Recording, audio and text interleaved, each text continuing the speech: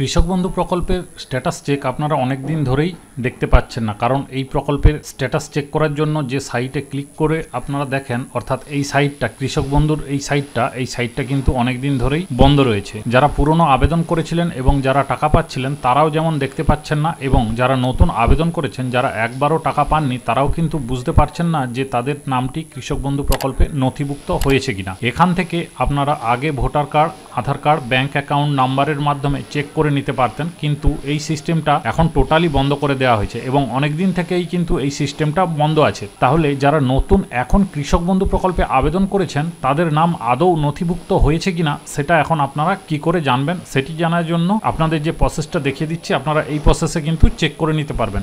তো এর জন্য প্রথমে আপনাদেরকে epaddy.wb.gov.in এই ওয়েবসাইটটিতে আসতে হবে। অনেকেই চেনেন এই ওয়েবসাইটটি, বিশেষত আপনারা যারা সরকারি কেন্দ্রে ধান বিক্রি করতেন এই ওয়েবসাইটটার মাধ্যমে তারা অবশ্যই জানবেন। এই ওয়েবসাইটটার কথা নিশ্চয়ই আপনাদের প্রত্যেকেরই মনে আছে বা অনেকেই কিন্তু এই ওয়েবসাইটে কাজ করেছেন। এখান থেকে কিন্তু আপনারা ধান বিক্রির শিডিউল, ধান বিক্রির জন্য নতুন কার্ড বানানো সবই কিন্তু করতে পারতেন। এবার এখান থেকে কি করে চেক করবেন যারা নতুন আবেদন করেছেন তাদের নাম কৃষক বন্ধু প্রকল্পে এনরোল হয়েছে কিনা।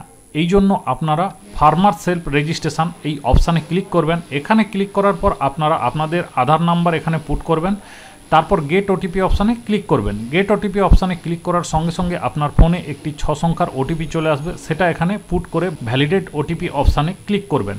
এরপর এখানে আধার ভেরিফিকেশান কমপ্লিটেড এরকম একটি মেসেজ চলে আসবে, এটাকে ওকে করে দেবেন। এরপর নিচে দেখুন লেখা আছে আপনার কৃষক বন্ধু প্রকল্পের নাম নথিভুক্ত আছে কিনা, এটা অবশ্যই ইয়েস করবেন। এরপর এখান থেকে আপনারা বিভিন্নভাবে সার্চ করতে পারেন আধার কার্ড, ভোটার কার্ডের মাধ্যমে। আমি এখানে আধার নাম্বারটা সিলেক্ট করব, তারপর এখানে ভ্যালিডেট অপশানে ক্লিক করব। অবশ্য পোর্টাল মাঝে মাঝে প্রবলেম হয়, সেই জন্য ভ্যালিডেট অপশানটাকে আপনাকে অনেকবার ক্লিক করতে হবে। এই দেখুন আমি যেভাবে করছি, এটা করতে করতে আপনারা এক সময় কিন্তু দেখতে পাবেন, যতক্ষণ না দেখায় ততক্ষণ কিন্তু এরকম ভ্যালিডেট করে যাবেন, আপনারা কিন্তু দেখতে পাবেন। দেখুন এইভাবে কিন্তু আপনাকে দেখিয়ে দেবে আপনার কৃষক বন্ধু প্রকল্পে নাম নথিভুক্ত হয়েছে কিনা। এখানে কিন্তু আপনার কৃষক বন্ধুতে নাম নথিভুক্ত হয়ে গেছে এবং কৃষক বন্ধু আইডিও জেনারেট হয়ে গেছে। যদি কৃষক বন্ধু আইডি জেনারেট না হতো তাহলে জানতে হবে যে আপনার কিন্তু কৃষক বন্ধু প্রকল্পে এখনো নাম ওঠেনি এবং আপনি কিন্তু পরবর্তী কিস্তির টাকা পাবেন না। যাদের এরকম স্ট্যাটাস আছে তাদের কিন্তু কোনো রকম অসুবিধা নেই, নিশ্চিন্তে থাকুন। পরে যখন কৃষক বন্ধু প্রকল্পের টাকা ছাড়া হবে তখন কিন্তু আপনাদের